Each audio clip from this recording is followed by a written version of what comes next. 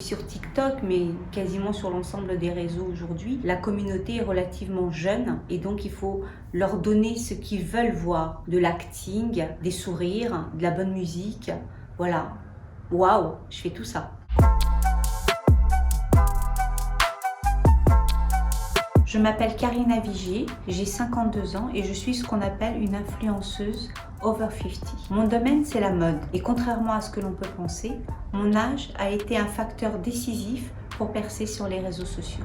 L'article qui m'a le plus marqué dans le dernier stratégie concerne l'influence marketing et la standardisation. Notre communauté exige de notre part une vraie transparence et la standardisation va le permettre. Aujourd'hui, nous sommes en retard par rapport aux États-Unis qui depuis des années déjà indiquent lorsque c'est un partenariat ou une collaboration qui est rémunérée. En France, nous ne le faisons quasiment pas. Les tarifs sont aussi complètement disparates. Est-ce que c'est le taux d'engagement qui doit décider de notre tarif ou est-ce que c'est le nombre de nos fans ou de nos abonnés qui doit en décider? Le niveau de l'influence aussi n'est pas très clair. Est-ce qu'on est influenceur à partir de 1000 abonnés, à partir de 10 000 abonnés? Tout ça est un peu opaque et je pense que cette standardisation arrive à point nommé. Comment j'ai appris le métier d'influenceuse mode? Je préfère le terme anglais qui dit Inspiring Woman. C'est vrai que ça a l'air un peu pompeux comme ça, mais je me sens plus à l'aise avec ce mot-là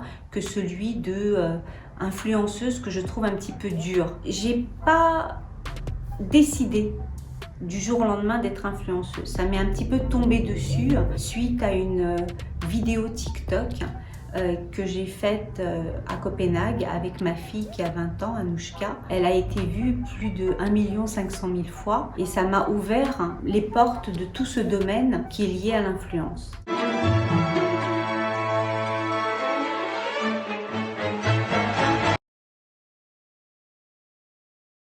Nothing can stop me. I'm all the way up. Pourquoi j'ai choisi TikTok pour m'exprimer? TikTok est venu à moi.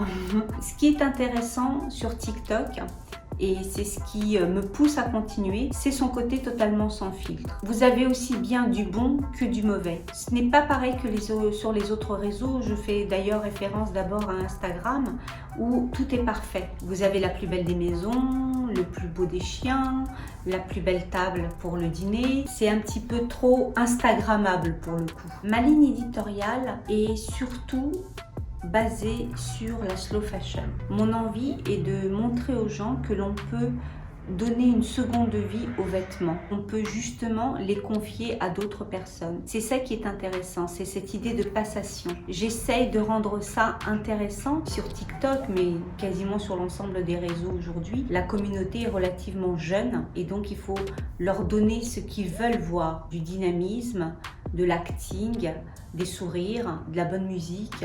Voilà. Waouh, je fais tout ça. Hey girl, you like me a little bit? No, I don't even like you a little bit. Come on girl, you like me a little bit. Not even a little bit. Wait, don't you like me a little bit? Ew, I don't even like you a little bit. L'écart générationnel ne m'a jamais vraiment dérangée sur TikTok. Mon rôle en tant que maman dans la vie, mais également en tant qu'influenceuse, c'est le rôle en tout cas que je me suis donné, c'est celui de leur communiquer un maximum d'informations. La mode est un des aspects qui les intéressent le plus. Ils veulent être modèles, ils veulent être designers, mais aussi parfois ils veulent être dans la mode sans vraiment savoir ce qu'est la mode, parce que c'est un métier qui peut les faire rêver. J'essaye de leur donner ce qu'ils veulent, mais surtout en leur expliquant. Je pense que la notion de passation d'informations est essentielle. C'est ce que j'aime aussi faire sur TikTok. Ce n'est pas uniquement danser, chanter et faire la faux folle, mais c'est aussi leur donner les informations, les clés pour leur avenir.